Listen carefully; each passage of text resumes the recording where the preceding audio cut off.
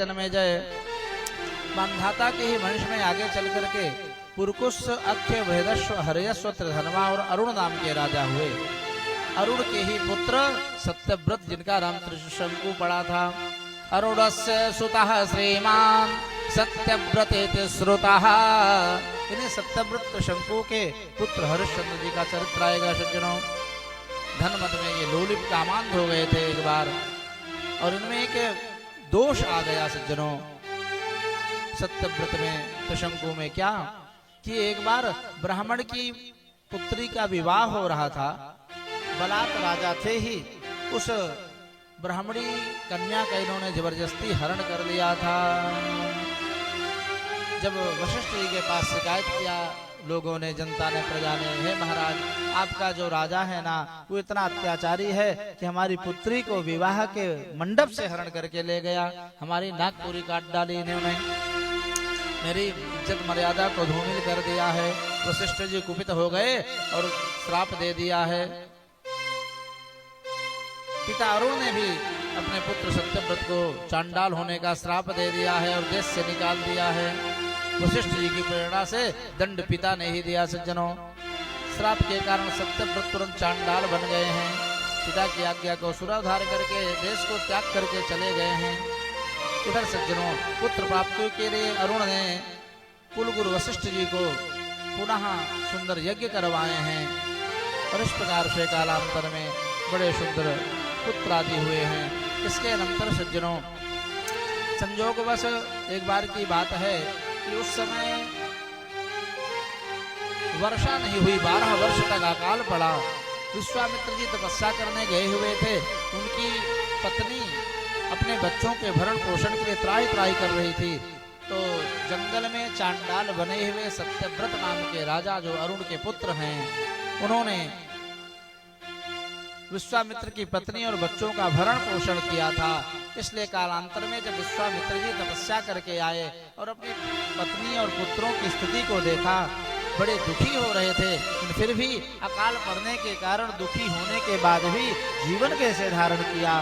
पत्नी ने बताया कि हे महाराज, विश्वामित्र जी से अपने पति से, अपने पिता और वशिष्ठ जी के श्राप के कारण सत्यव्रत राजा ही चांडाल को प्राप्त हो गए हैं। उन्होंने ही आपके पुत्रों की और हमारा भरण पोषण किया है।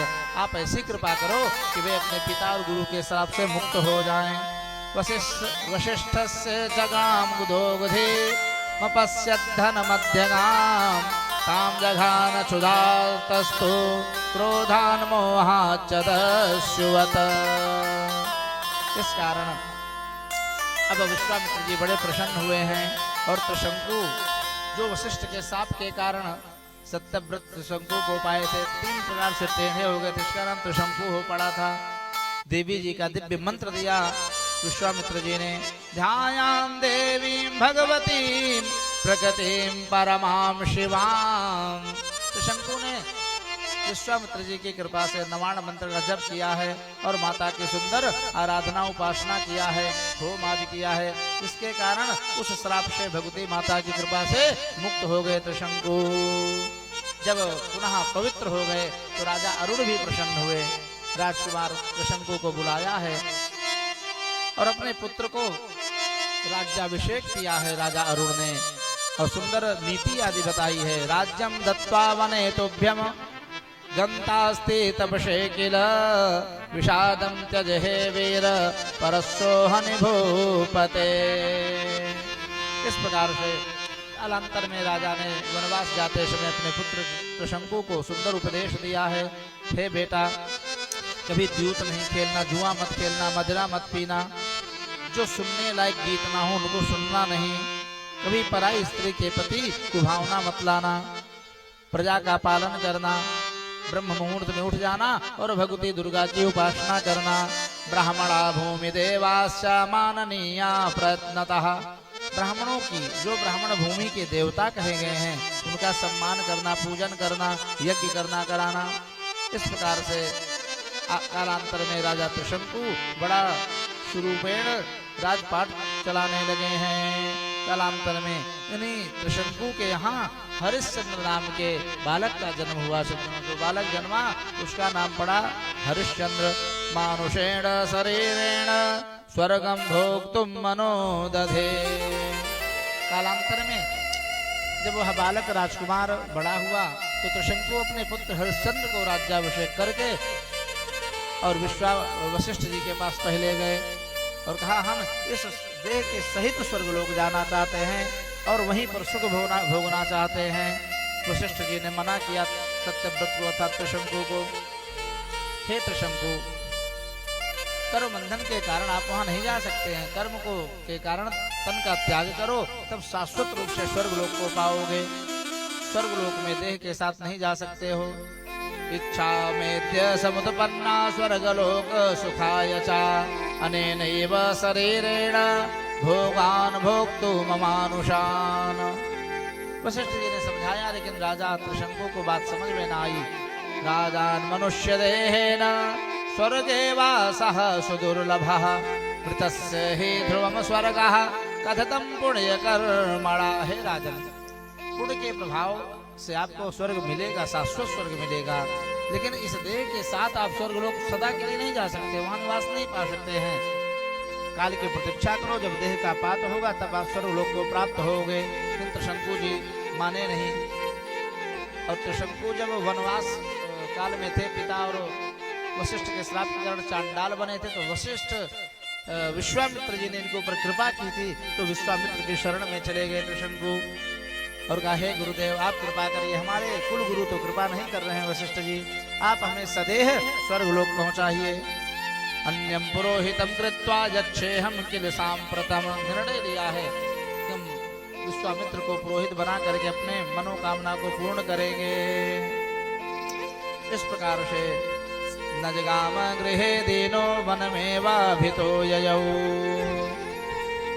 कालांतर में सज्जनों हरिश्चंद्र का पहले राजपाट चलने लगा है। हरिश्चंद्र कृतो राजा सच वैर निप्रशासनात् त्रिशंकुस्तु गतम मुक्तस् तस्मात् चांडाल देहतः।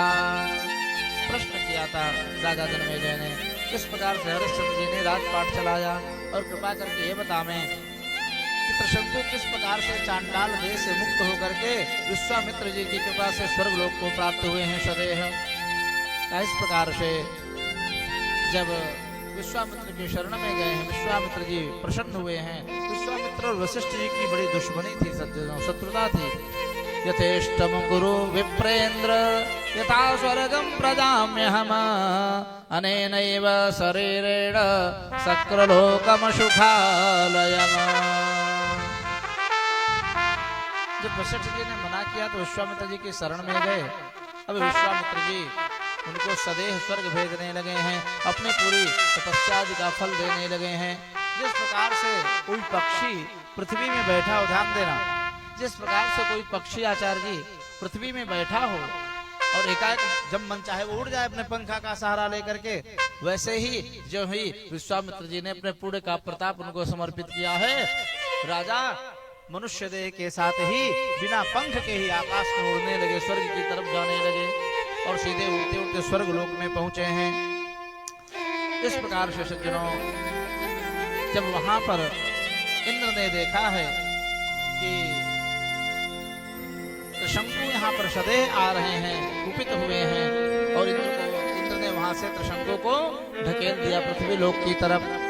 जब विश्वामित्र जी ने देखा कि त्रिशंकु को, मेरे शिष्य को इंद्र नीचे ढकेल दिया, तुरंत दिव्य तपोज के द्वारा उनको वहीं आकाश में स्थित कर दिया है, वहीं पर स्थित हो गए त्रिशंकु। अब कहीं कहीं किंवदंती में वर्णन आता है, इसीलिए नारियल आदि की उत्पत्ति की उनके खाने पीने की व्यवस्था के लिए। और त्रिशंकु के लार से जो लार निकलता है कभी कभी व्यक्ति के, उसी के द्वारा कर्मनाशा नाम की नदी की उत्पत्ति हुई, जो आज भी गोरखपुर देवरिया की तरफ कर्मनाशा नाम की नदी है सज्जनों। जिस नदी में स्नान करने से सब पुण्य कर्म नष्ट हो जाते हैं, ऐसी वो कर्मनाशा नदी है। मगहर आदि वहीं पर है, जो काशी में रहते थे, अपने भजन के प्रभाव से उसी मगहर में करुणासा की तरफ जाकर के अपने तन को त्यागा था।